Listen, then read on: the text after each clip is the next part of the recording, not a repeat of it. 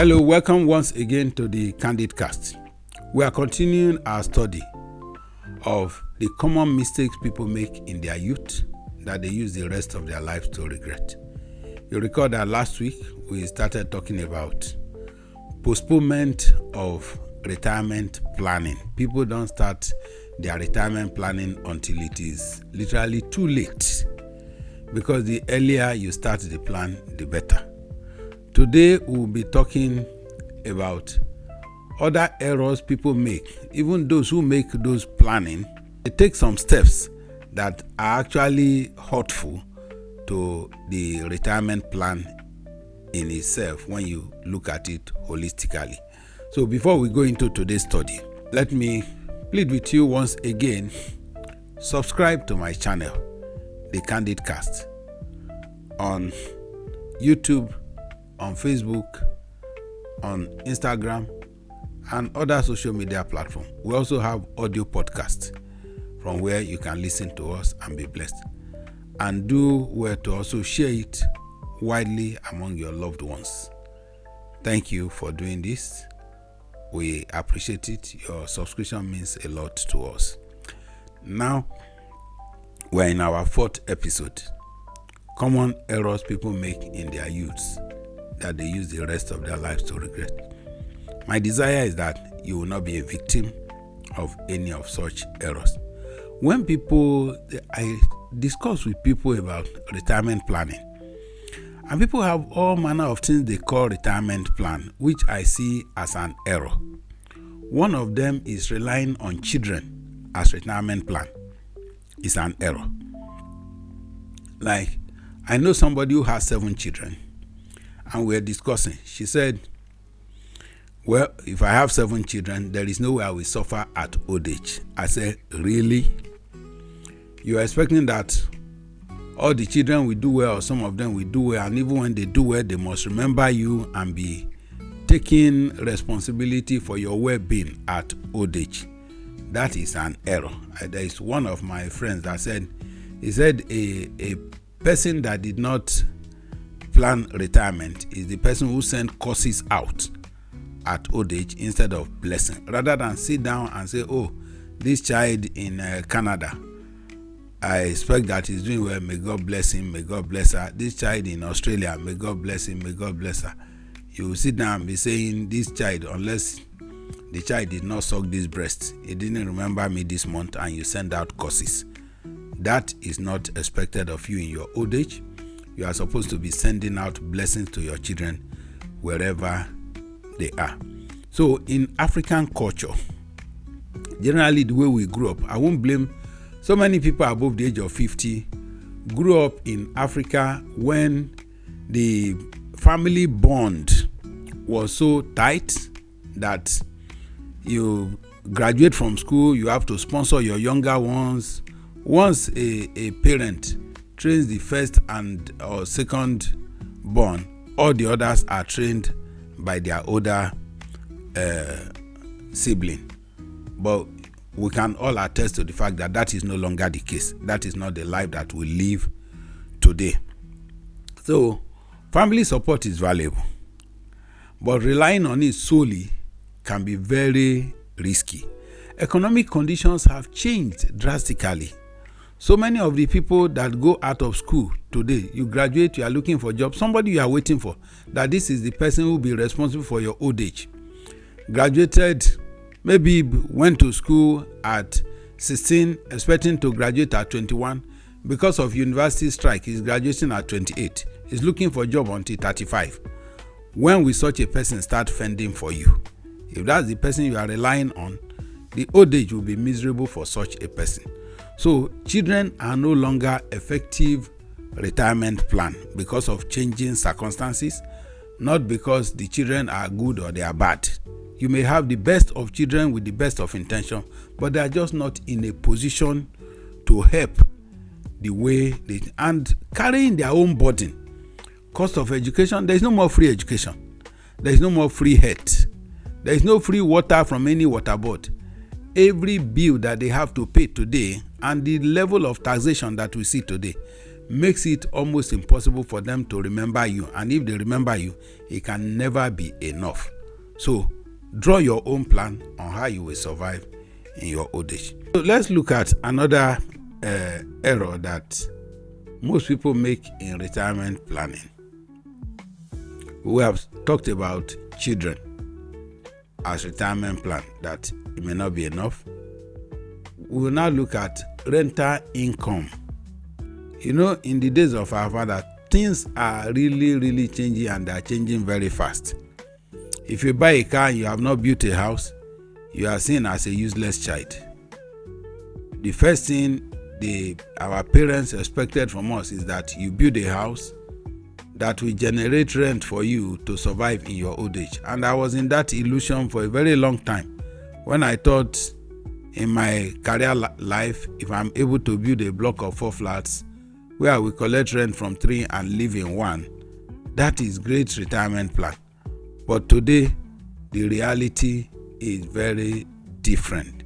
If you wait for rent for survival in your old age, hunger will wipe out that person and send him to early grave. Ability or willingness of the tenants to pay is waning, and when tenants pay, you get agents, even chartered, registered members of the Nigerian Institute of Estate Surveyors and Valuers, collecting your rent and spending it and not remitting. And you don't have a court to take them to, because you'll be in court for another 10 years. Look at these are frustrations that are avoidable. I recommend you don't depend on rental income as something that will sustain you in your old age. The frustrations from the legal system, the frustration from the administrative system, frustration from the wickedness of the society of people living in houses they did not build and being unwilling to pay for it. Then the cost of repair and maintenance is higher than the rent that you will achieve if you are in Nigeria. This may not be applicable to the rest of the world, particularly the developed world, but in Nigeria, it is not advisable that you depend on rental income as a retirement plan. We'll look at another thing we should look at. Number 3, failure to anticipate longevity and body weakness. When we are planning retirement, expect to live long. If it comes, I know His grace is only God that determines who will live to 100 and who will not live to 100. But expect that you will live to 100 and begin to plan for it. If you plan for 100 and you die at 80, you lost nothing. But if you plan for 80 and you live to 100, there is a lot of misery of 20 years that you will have to cope with. So when you are living long, your body is getting weaker. Cost of health care is rising. It's not going to come down. That I know. I've been in Nigeria long enough to know that the gravity does not work with our economy. What goes up does not come down when it comes to the Nigerian economy. So if it goes up, expect it to go up more. If it went up 10% last year, project that it will go up 15% this year. And that's how it has always been. I recall when I was looking at documents with which I retired cash advance from my office when in my younger days. I traveled to Warri by road and came back using official car. And I think total I spent on petrol was less than 21 naira to and fro when I was submitting the receipt, when petrol was about 20 kobo per liter. But since then, it has been rising and there is no coming down. At the beginning of this year, when we saw all the crash in the value of the naira between the 2023 and 2024, we thought it has stabilized. Nothing will make it to go down again in 2025. But that's not our reality. You get older, you spend more in health costs, and if you don't make sufficient provision for it, it will erode your savings and make your old age miserable. So plan that you will live long. Plan also that your health may not be as fit as it was in your youth and teenage years. And number 4, Many people don't make comprehensive plan. So when we are talking of comprehensive plan, mean we are satisfied with saving money sporadically. So I have surplus today, I put something apart without being deliberate about your goal. This is how much, like when I was planning in my using shares to plan, I knew how much GTB I wanted to hold, how much of Nigerian brews, how much of Guinness I will hold before I retired. I was working on all this, that this is the minimum amount of dividend that I will get. And one beautiful thing about relying on the stock market is that once you are not selling, the price going up and down has nothing to do with you. Leave it there. You are relying on dividends for your retirement. As you get older, dividends will continue to rise. Those stocks that were paying 20 kobo dividend in 2007, 2008 are now the ones paying 15 naira, 20 naira dividend per share by now. So it helps to cushion the effect of inflation. So stock market is one of the retirement areas that you can use to erode inflation or cushion the effect of inflation on your retirement reserve. So if you have a well-structured plan, it should include milestones. You, at this age, this is what I should have. At this age, this is what I should have.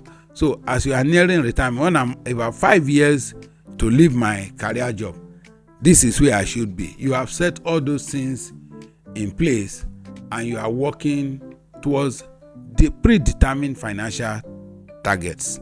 And I know many people will tell you that some people plan and it didn't work out, but they will always be better than those who did not plan at all. Number 5, failure to anticipate inflation. When I started work in 1989, the exchange rate of naira to the dollar was about, I think 1989, we were doing about 5 naira or so to the dollar. So when it came to 8 naira in 1990, I remember one of the American companies I registered, I brought into Nigeria, brought in $1 million that was exchanged at 8 naira to the dollar. And we have always waited that it will get better. When you say it is possible for this naira to exchange for 100 naira someday, everybody will tell you it is not our portion. It will not happen. Now, exchange at 100 naira, I don't know what level of faith you have to even make it a prayer point. What we are praying now is, will naira ever be 1,000 naira to a dollar again? And we will celebrate. So, anticipate inflation. When you retire, your reserve, like I mentioned, stock market as an example. Those who are there know that companies that were paying 20 kobo per share are now paying 20 naira per share. Is there devaluation of the naira? Yes. Has the dividend taken care of it? Yes. Then those who have properties, if you want to sell your properties, it also takes care of inflation. There are things, investments that you put in place that helps to cushion the impact of inflation. Holding cash is the worst you can do to yourself when you are anticipating inflation. Cash will continue to depreciate anywhere. So hold assets that will appreciate, it will help. Number 6, failure to make enough provision for healthcare. You recall I mentioned earlier, our bodies are not designed to last forever. So when you are much younger, you can jump from I remember in the primary school, we used to do high jump and there is one we call pivot. You use, when you have finished jumping, the one your strength can carry, you use pole to go higher than that number and come down from that height. But at the age of 50, I don't see anybody going to try that because the body can no longer accommodate that. So as the head weakens, the bones weaken, the muscles are weakened, everything about the body cost so much more to maintain. Even to maintain the eyes alone, for your eyes to continue to see, it take you over 1 million naira every year to maintain your eyes. You are maintaining your ear to help your ear to hear. In your youth, who knows that there is anything called ear hospital? Nobody bothers. Maybe in your first 20 years, when they say ENT doctor, I don't know what those people do. Why will anybody be ENT doctor? You may not be able to understand it. But it comes to a time when all those things, eye doctor, ear doctor, nose doctor, skin doctor, all of them are lining up to take from what you have reserved for your old age. So be careful to include all of them in your plan so that we don't make shallow plan. Number 7, falling for Ponzi scheme. Many people in retirement, when you're about to retire, for most people who have never done business before, you are retiring, you get your gratuity. It's the first time you are seeing a big bulk money, and you get somebody who will tell you, oh, if you bring this money, you can make 10% a month. The first thing I ask, I always they tell people, if banks are lending at 30% per annum, that's 2.5% per month. Why do you want to borrow my own to pay me 10%? If you have so much money to give out, don't you have people in your family, in your church, or in your mosque, in your street, in your neighborhood that you can give that money to? So it takes absolute thoughtlessness to fall for Ponzi scheme, and greed is the principal driver of every such scheme. Don't be greedy in retirement because you are no more young. The mistakes that you make in your youth, you have enough time to correct it. But mistake at old age can be very fatal. In your youth, make all the mistakes that you want to make, but don't toy with your money. Be risk averse as you get older. Reduce the volume of risk that you'll be willing to take. This is where we draw the curtain today on the Candid Cast. Thank you for staying tuned to us. God bless you.